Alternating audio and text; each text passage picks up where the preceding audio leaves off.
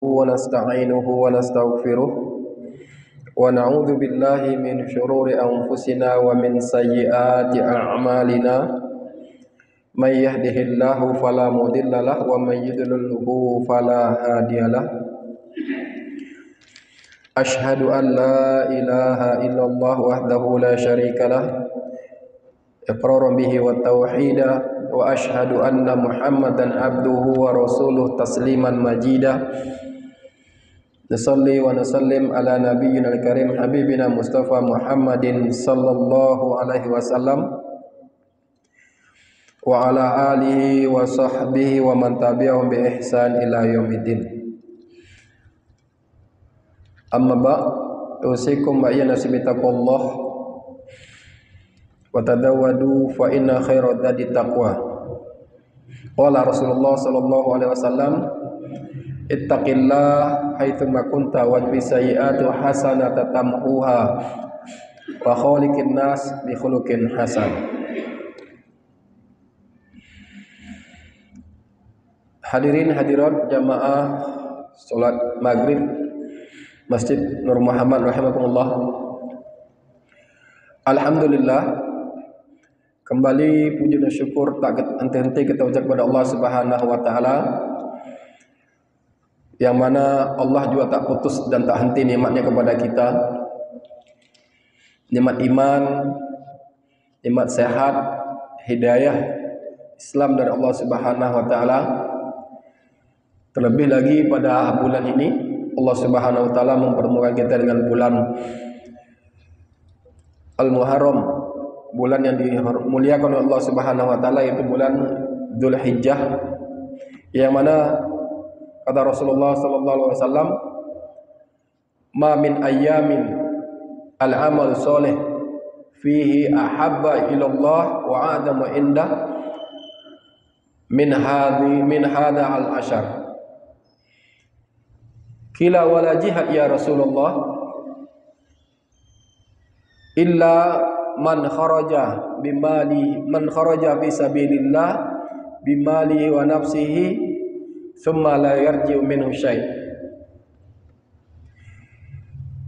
Rasulullah SAW bersabda, tidaklah ada hari-hari di antara hari-hari satu tahun ini atau satu tahun 360 hari itu lebih baik, amalan soleh di dalamnya itu lebih Allah Subhanahu wa taala cintai,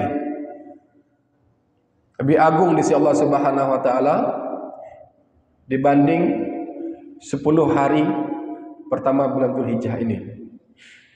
Maka sahabat bertanya kepada Rasulullah sallallahu alaihi wasallam, bagaimana dengan jihad ya Rasulullah? Apakah jihad juga tidak bisa menandingi kemuliaan hari ini? Rasulullah SAW menjawab, illa man kharaja bimali wa nafsihi thumma la yarji'u minhu syai'. Kecuali orang yang keluar di jalan Allah Subhanahu wa taala berperang dengan harta dan jiwanya, kemudian tidak ada yang tersisa, tidak ada yang pulang dari itu. Maksudnya melakukan amalan-amalan soleh pada bulan Dzulhijjah, awal bulan Dzulhijjah ini lebih mulia, lebih Allah Subhanahu wa taala cintai banding tidak ada yang bisa membandingnya kecuali orang yang berjihad kemudian mati syahid tak pulang lagi.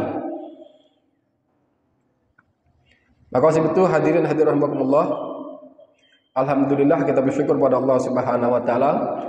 Allah memberikan kita hari-hari, tiap bulan yang memiliki keutamaan-keutamaan tersendiri yang memotivasi kita untuk beramal soleh. Di antara hikmahnya menurut ulama adalah karena kita umat Rasulullah SAW ini umurnya pendek. Kalau umat sebelum kita itu umurnya lebih dari 1000 tahun, bahkan Nabi Nuh itu berdakwah 1000 kurang 50 tahun, 950 tahun. Pasca banjir bandang, Nabi Nuh itu masih bisa berdakwah 60 tahun. Kita umat Rasulullah SAW diberi umur yang pendek, diantaranya hikmahnya ini. Walaupun umur kita itu antara 60 dan 70 tahun, kata Rasulullah SAW, inna a'mari min ummati baina sittin wa sab'in wa aqalluhum min dzalik sedikit sekali di antara mereka umat Rasulullah SAW yang lebih dari 60 tahun dan 70 tahun.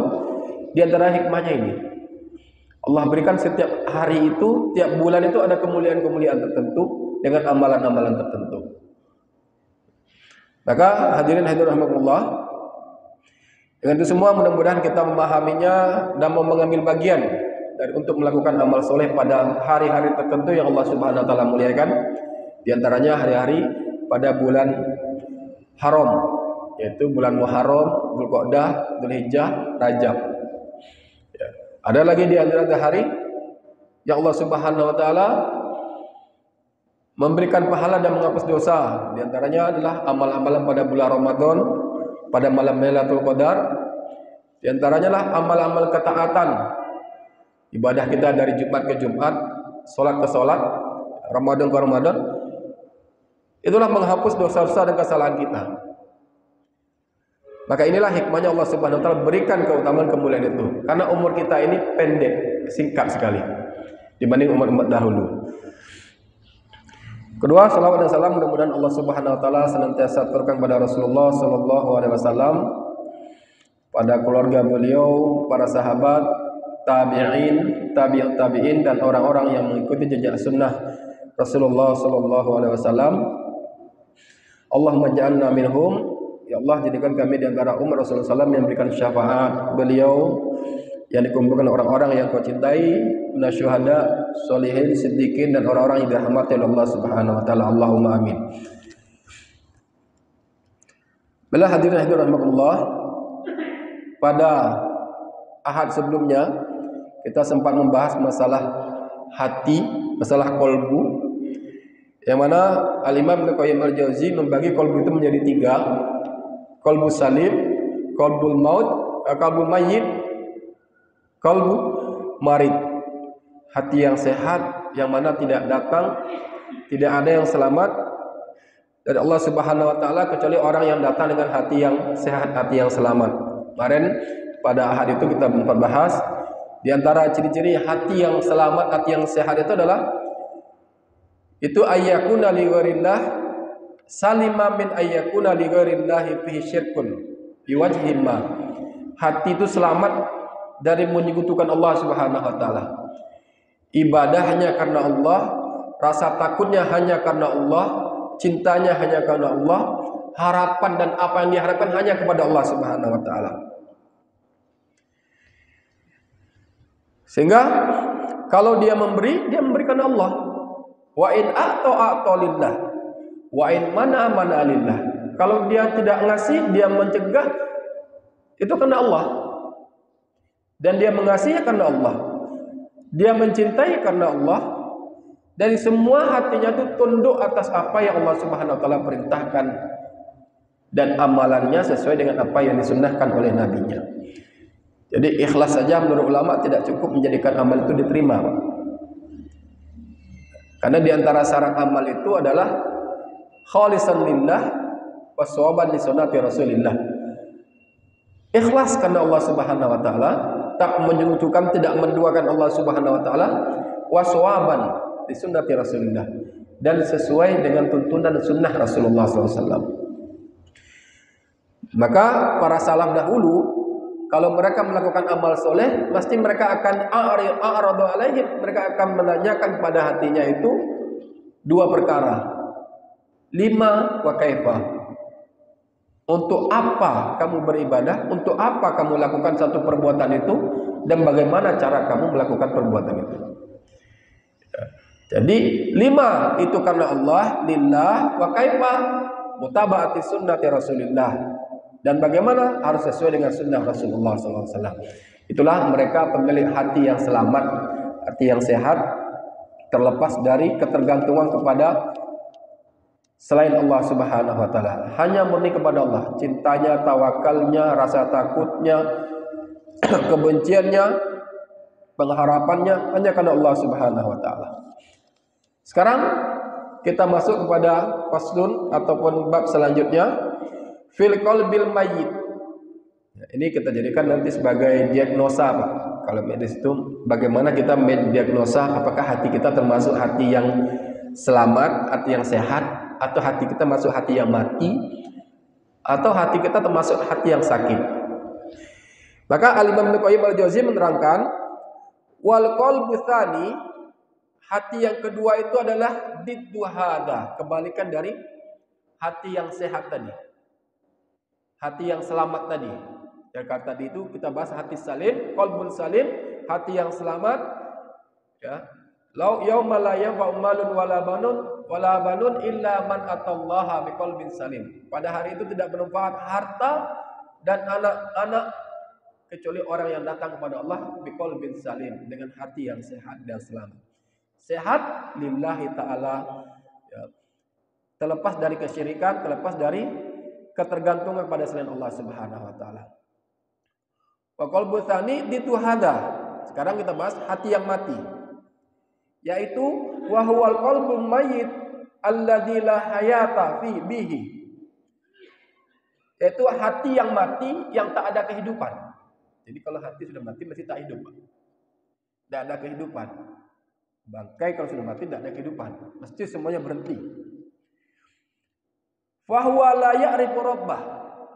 Hati yang mati ini tak pernah kenal dan tak pernah tahu dengan Rabbnya. Dia tak tahu tentang Allah Subhanahu wa taala. Kalau ditanyakan siapa yang ciptakan kamu, siapa Rabb kamu, tak tahu. Dan tak mau cari tahu. Hatinya mati. Pokoknya apa yang sesuai dengan nafsunya, keinginannya itu yang dilakukan. Jadi tak mau tahu dan tak ingin tahu Rabbnya. Padahal manusia ini tidak terjadi sendiri.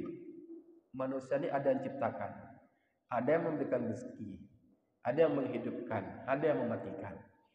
Tapi kalau hati yang mati, itu hati yang tidak pernah kenal Rabbnya. Ini biasanya hati orang kafir.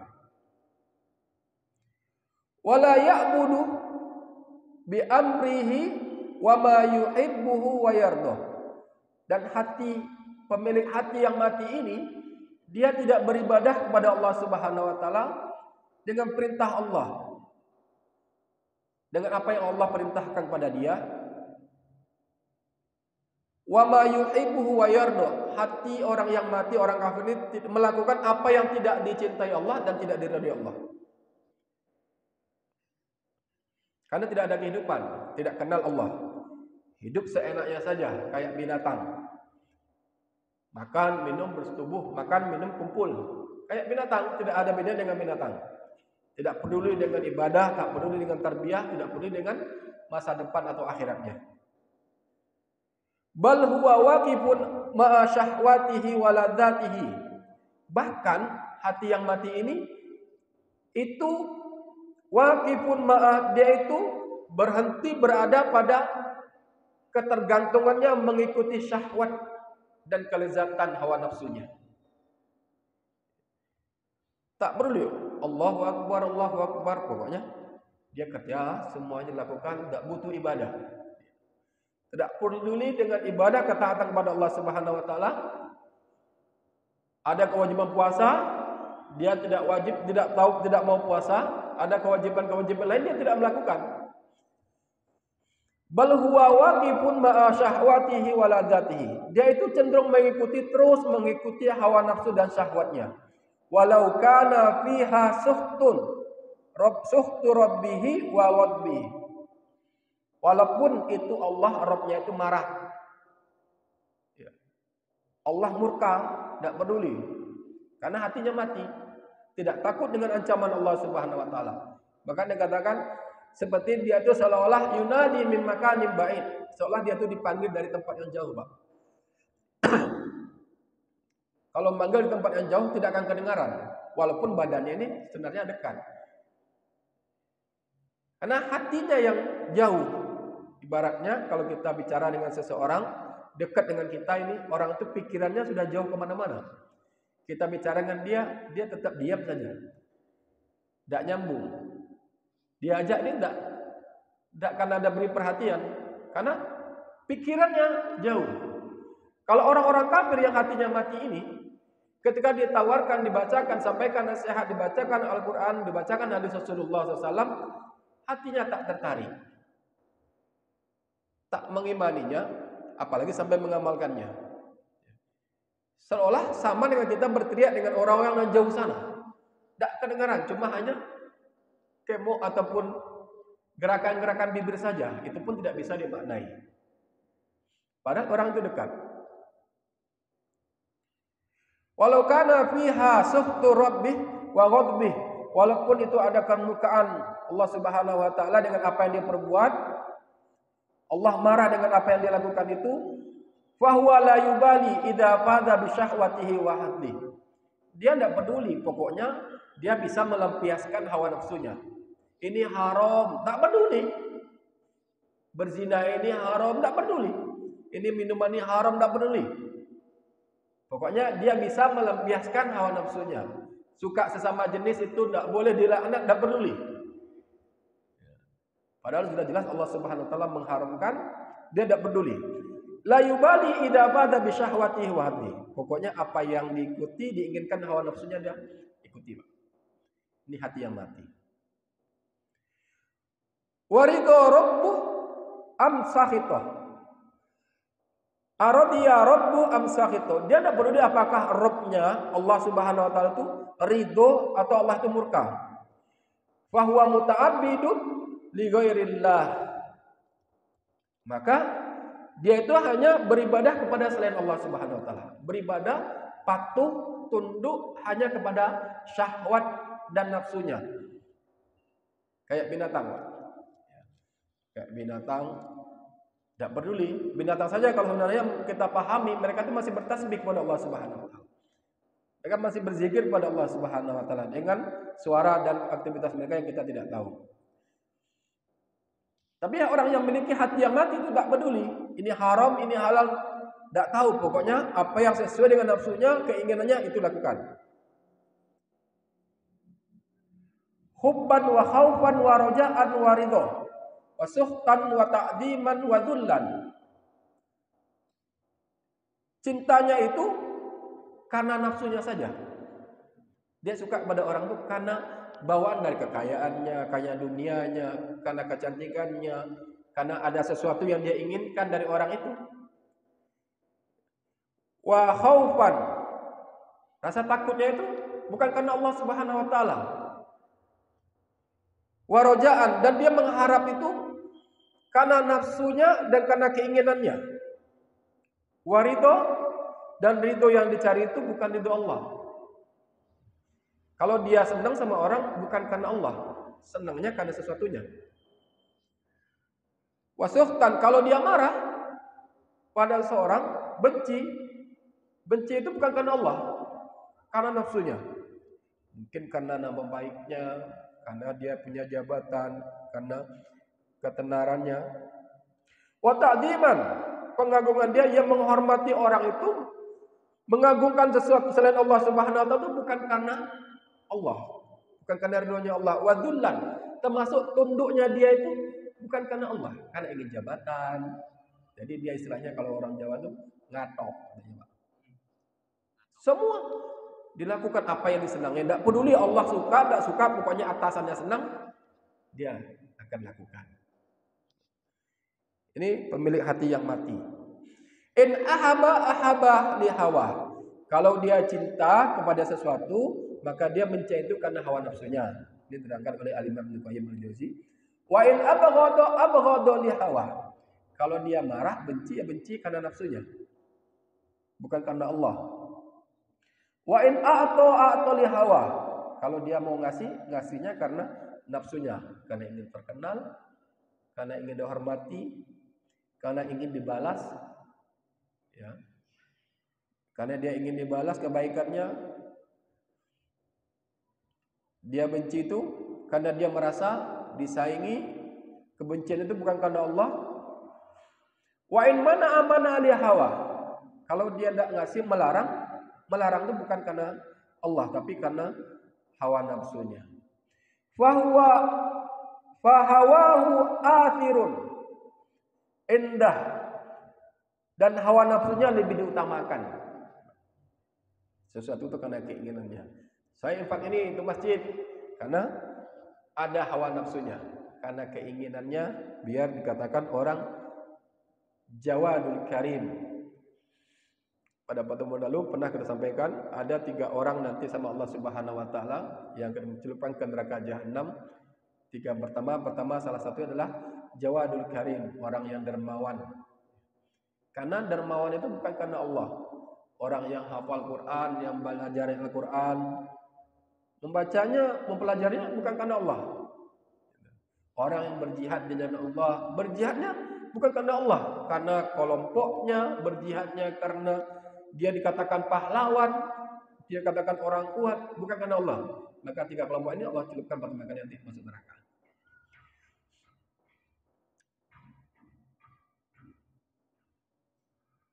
Fahawahu athirun indah wa haba ilahi min ridha maulah. Hawa nafsunya dan keinginan itu lebih dia utamakan daripada ridha Allah. Tak peduli Allah ridho tak ridho, pokoknya apa yang saya ambisikan itu saya jadi. Halal atau haram, jalan itu akan ditempuh. Na'udzubillah waliyadzubillah. Ya. Pokoknya saya masuk dalam daftarnya. Semua cara tidak masuk, tidak tahu, dicari lewat dalam. Ya. Karena apalagi kita khusus orang Indonesia ini, karena saya memang tahu adanya di Indonesia, Pak. Bahkan ada anekdot itu. Karena seringnya kita lewat dalam ini orang-orang Indonesia ini, bahkan orang Indonesia ini kalau ada orang dalam untuk neraka pun dia akan minta untuk ditutup pintu neraka. Kalau seandainya di surga dia ada orang dalamnya katanya, maka dia akan minta masuk surga. Ini orang Indonesia, ini anekdot saja Pak, lucu-lucuan saja. Tapi inilah kenyataannya. Ya. Apa yang dia inginkan itu hanya mengutamakan hawa nafsunya. Tidak ridho Allah Subhanahu wa taala. Walaupun menurut Allah itu tidak dibolehkan. Dia tidak peduli. Dan orang yang hatinya mati ini fal hawa imamu. Jadi yang jadi pemimpin itu hawa nafsunya, keinginannya, ambisinya saja. Tak pakai ilmu sudah, Pak. Ilmunya habis. Walaupun dia tahu hukumnya, tahu ilmunya, karena hawa nafsunya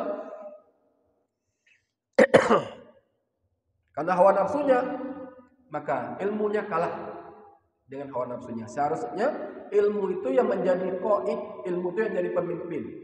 Ketika seorang membuat salah, melakukan kemaksiatan, dia punya ilmu, dia tidak jadi melakukan itu. Tapi karena hawa nafsunya kalah sama ilmunya, kalah sama dengan hawa nafsunya, maka ilmunya dikesampingkan. Maka yang jadi pemimpinnya, imamnya adalah hawa nafsunya. Wa syahwatu qaiduh.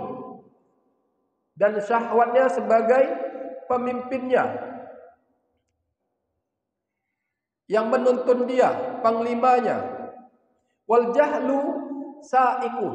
Dan kebodohan yang menjadi tukang setirnya. Jadi dia disetir oleh kebodohannya, Pak. Oleh nafsunya. Padahal dia tahu ini tidak boleh. Tapi karena nafsunya yang dominan, ilmunya kalah. Hawa nafsunya yang lebih tinggi, maka ilmunya jadi rendah. Dia melakukan karena hawa nafsunya, bukan karena ilmu, karena Allah Subhanahu wa taala. Ini orang yang memiliki hati yang mati. Kemudian di antara ciri hati yang mati lagi, wal ghaflatu markabah. Kelalaian itu menjadi kendaraannya. Suka lalai, santai-santai, menghabiskan waktu, satu hal yang tak manfaat, dengan alasan menghilangkan kejenuhan, menghilangkan kegelisahan, tak manfaat. Yang menjadi kesehariannya, goflahnya, kendaraannya adalah goflahnya, kelalaian. Suka lalai, suka malas-malas, santai, melakukan hal-hal yang tak manfaat. Padahal Rasulullah SAW bersabda, min husni islamil mar'i tarkuhu ma la ya'ni. Di antara ciri baiknya keislaman seseorang itu adalah meninggalkan sesuatu yang tak bermanfaat. Seorang mukmin itu pada setiap waktu, setiap saat dia itu senantiasa beribadah kepada Allah Subhanahu wa taala. Tidak tidur kecuali tidurnya dalam ibadah, tidak berzikir kecuali zikir karena Allah, tidak bekerja menjadi nafkah kecuali kerjanya karena Allah Subhanahu wa taala. Fahuwa bil fikri fi tahsili a'radin dunyawiyah makmur. Orang kalau sudah kena dengan nesu, terpengaruh dengan nafsu, ilmunya hilang, hati ini akan tertutup. Fahuwa fil fikri fi tahsili aghradu dunyawiyah magmun. Dia itu berambisi bagaimana caranya apa yang dia inginkan itu tercapai. Tak peduli ini halal haram, jalannya boleh tidak boleh, tidak peduli. Ini hati yang mati. Oh ini haram, tidak peduli, besok bisa tobat. Ini salah, tidak peduli. Pokoknya apa yang dia inginkan tercapai dulu. Diridhoi sama Allah, tak diridhoi. Pokoknya apa yang ada di keinginannya, syahwatnya, nafsunya, itu yang dilampiaskan. Dia senantiasa berpikir bagaimana caranya untuk bisa mengikuti apa yang diinginkan oleh nafsu dan syahwatnya. Jadi dia senantiasa berpikir ambisi. Wabi sakrati hawa wa hubbal ajil wa hubbil ajil mahmur. Dan dia termabukkan, mabuk dengan hawa nafsunya dan karena kecintaannya dengan dunia. Ambisinya luar biasa, semua dilakukan, tidak peduli halal haram, Allah boleh sampai tidak boleh, hukumnya tidak jelas. Pokoknya dia mengikuti apa yang dia inginkan. Karena nafsunya jadi imam, nafsunya yang mengendalikan dia. Dan kemabukannya, dia mabuk dengan cinta dunia. Wa yunada ila Allahi wa ila daril akhirah min makanin ba'id fala yastajibu linasi. Jadi ketika dia dipanggil kepada Allah Subhanahu wa taala, "Lah, jangan lakukan itu haram, itu tidak boleh." Tak peduli dengan apa yang disyariatkan orang lain. Seperti hatinya orang-orang Yahudi itu tidak suka karena dia terbawa dengan nafsunya, karena dia menginginkan Nabi itu dari keturunan mereka. Ternyata kok Nabi Muhammad SAW itu dari keturunan Nabi Ismail. Padahal mereka kenal dalam kitab mereka, Injil mereka, bahwa nanti akan ada seorang Rasul, Khatimul Anbiya, penutup seorang Nabi, penutup para Nabi, yang mana ya'rifunahu kama ya'rifuna abna'ahum. Dia itu kenal Rasulullah SAW itu sebagaimana mereka mengenal anak-anaknya. Nanti dari kabilah ini. Hanya dikarenakan nafsunya orang-orang Yahudi itu tidak menerima. Dia maunya Nabi itu dari keturunan mereka, itu bangsa Israel atau Yahudi. Jadi mereka tidak menerima, mengingkari kenabian Rasulullah SAW. Kemudian ketika orang yang sudah terpengaruh, tertutup hatinya dengan nafsu ini, Pak, Bu, maka dia tidak akan mendengarkan nasihat. Jadi orang kalau sudah mabuk, kepayang, suka terbawa dengan nafsu, ini sering terjadi. Nauzubillah waliyadzubillah. Mudah-mudahan Allah Subhanahu wa taala, Allah mahfatna minhum, Allah menjaga kita dari itu semuanya. Kadang kami menemukan ada seorang suami yang istrinya luar biasa, Masya Allah sudah cantik. Tapi karena nafsunya lebih suka dengan perempuan yang tua, yang nenek-nenek, yang hitam, lebih jelek dari istrinya. Ini kalau bukan karena nafsu yang dia ikuti, bukan karena ilmunya yang kalah dengan nafsunya, maka ini tidak akan terjadi. Maka terjadinya perselingkuhan itu karena memang adanya komunikasi, karena seseorang itu senantiasa dominan, cenderung membiasakan ikut dengan nafsu. Awal-awalnya hati ini yang fitrah ini akan menolak terkala kita itu melakukan dosa. Kalau kita melakukan dosa, kita melakukan satu hal yang haram, misalnya alhamdulillah kita ada di HP kita ada tayang-tayang tak senonoh. Itu kalau di HP itu ada sesuatu yang tidak sesuai dengan fitrah, HP itu orang itu akan lihat itu akan dalam keadaan siaga. Karena hatinya masih hidup. Siaga. Tapi kalau sudah dia biasakan menjadi tabiat dan kebiasaan, maka tidak malu lagi, tidak takut lagi untuk berbuat dosa kepada Allah Subhanahu wa taala. Jadi, kalau hati kita ini tertutup dengan syahwat, dengan nafsu yang dominan, kalau kita tidak kasih ilmu, kita berikan pencerahan hati kita, maka kecenderungan nafsu ini akan membawa kita untuk maksiat pada Allah Subhanahu wa taala. Dan apa yang dilakukan tidak logis dan tidak masuk akal semua. Kadang sering terjadi seorang ibu, seorang perempuan terpengaruh dengan laki-laki lain yang sudah punya istri, sampai lupa sama anak, lupa sama orang tua. Kami dihadapkan pasien seperti itu, kemudian alasannya karena guna-guna. Ini bukan karena guna-guna, karena syahwatnya, nafsunya yang dominan menutupi ilmunya sehingga hilang akal normalnya. Tidak peduli dengan anaknya, dan orang yang kondisi dalam keadaan mabuk dunia, kalau kita orang itu mabuk karena minuman, itu setelah dia teler, tidur, habis reaksi dari minuman itu, selesai, sadar.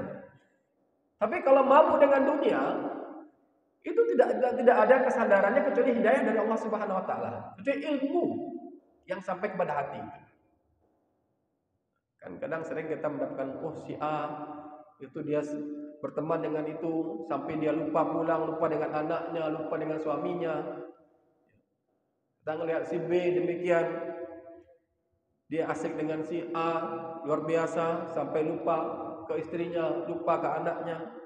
Padahal istrinya, suaminya lebih ganteng, lebih cantik daripada temannya itu. Itu terpengaruh karena nafsu, bukan karena sihirnya, karena nafsunya yang dominan. Dan nafsu ini tidak langsung dapat masuk pada hati seorang kalau tidak ada tahap-tahap yang dilalui, yang ditiupkan oleh syaitan.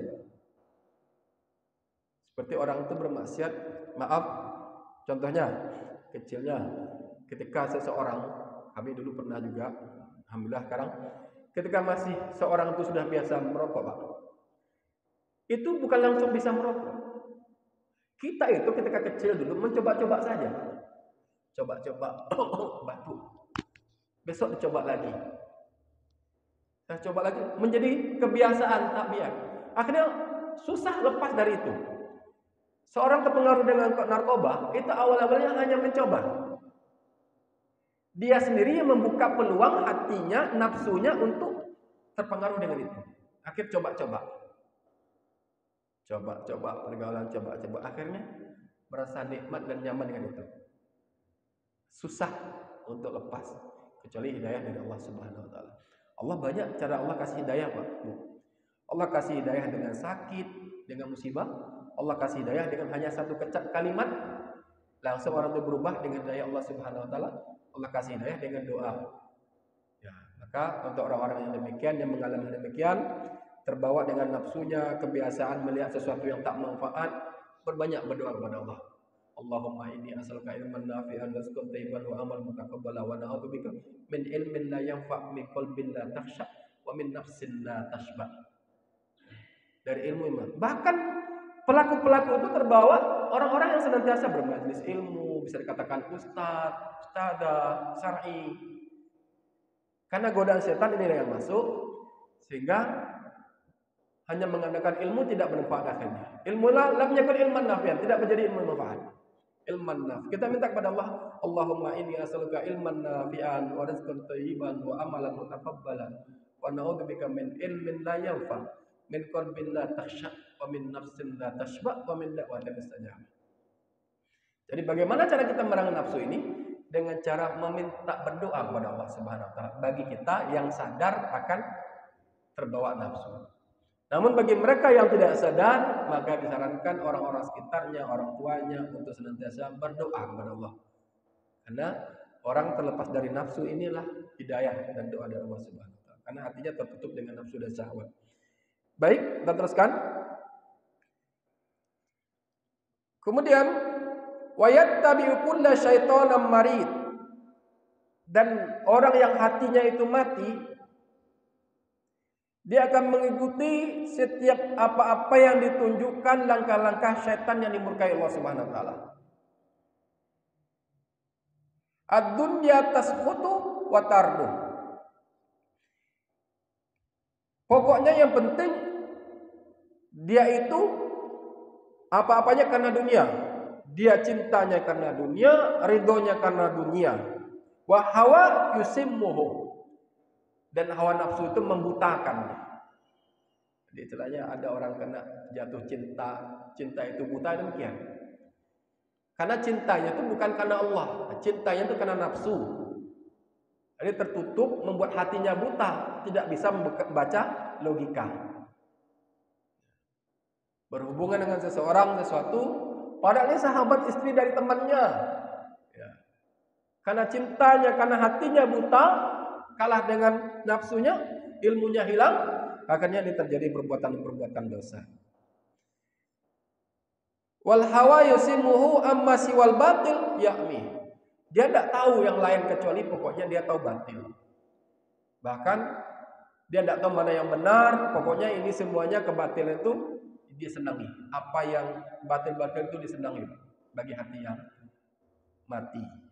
Fahuwa fid dunya kama qila fi Laila.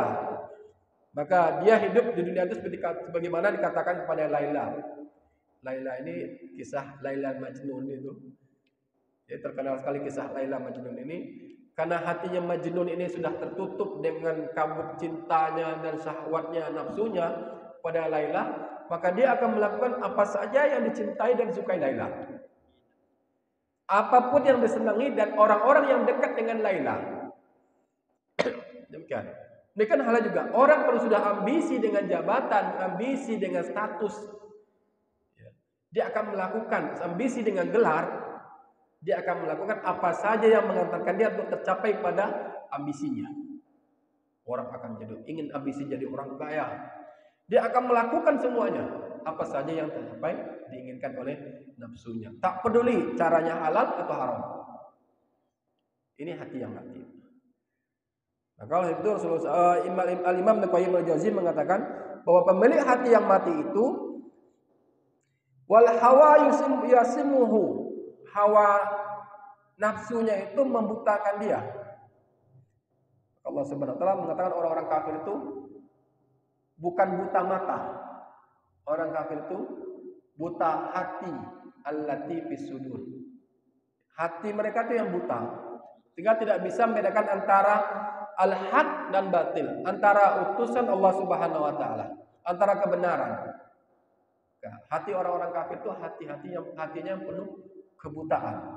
Nanti pada hari kiamat Allah Subhanahu wa taala akan mengatakan asmi wa absir. Alangkah tajamnya pendengarannya, alangkah tajamnya penglihatannya.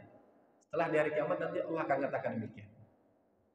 Sekarang mereka dinampaikan nasihat hati-hati yang mati ini, dia tidak dengarkan. Seolah berbicara dengan orang dari jauh sana. Yunada ilallah wa ila rasul lam yastajib. Dia tidak menjawab ketika dia diarahkan, didakwahi untuk pada Allah dan Rasulnya. Seolah ka'anna yunadi min makanin ba'id. Seolah orang itu dipanggil dari tempat yang jauh. Padahal dia dekat. Disampaikan Al-Quran, dibacakan hadis. Karena hatinya yang jauh, maka dia tidak mendengarkan. Hati yang tertutup, terhalang dari penyakit, subhat-subhat yang mematikan, hingga itu menjauh. Ini hati-hatinya orang kafir.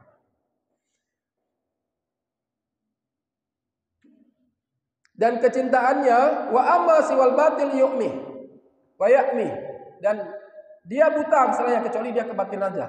Enggak tahu benar, pada pokoknya lakukan kebatilan, ada kemaksiatan. Padahal Al-Imam Al-Qayyim Al-Jauzi dalam kitab Jawabul Kahfi juga menerangkan bahwa sesuatu yang diinginkan nafsu dan kemudian dilampiaskan itu bukan obat. Itu bukan obat, akan tapi menambah penyakit.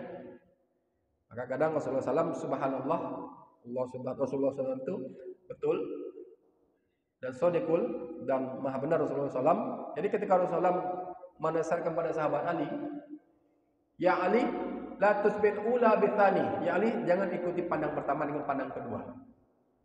Cukup sekali, sudah. Diikuti dengan kedua, terus, penasaran terus.